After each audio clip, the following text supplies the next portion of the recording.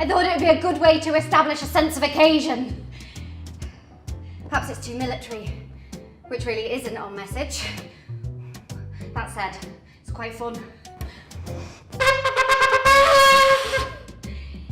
It's my 70th birthday, and I'd like to invite you to a celebration.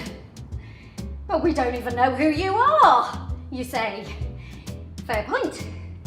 Let me introduce myself. I am the United Nations Declaration of Human Rights. 30 rights and freedoms that belong to you all. I don't mean to blow my own trumpet, but I formed the basis of the European Convention on Human Rights and the Human Rights Act in the UK. I'm protected by British law, and laws are necessary because sometimes when I get in the way of a company's profit or a government's power, I get forgotten or deliberately scorned. Like when laws meant to combat terrorism and serious crime are used against legitimate protesters. What about your right to freedom of peaceful assembly? Or when excessive surveillance technology is used in public spaces? What of your right to privacy? Or when cuts to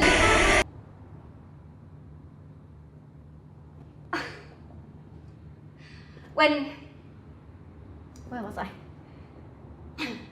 When cuts to services mean you don't have access to legal advice, how can you exercise your right to a fair hearing?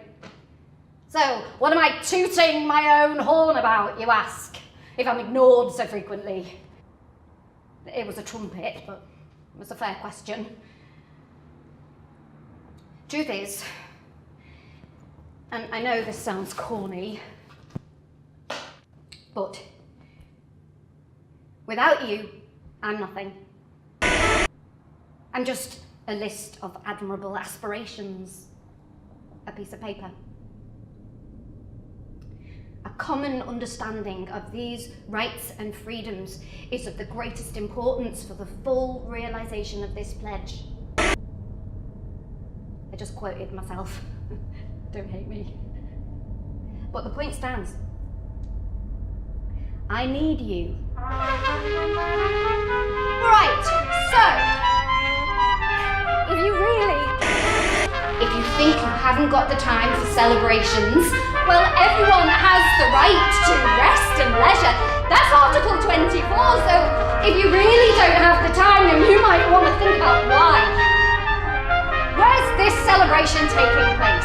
That's the good news. You don't have to travel, it's happening wherever you are. And when? Every day. Who's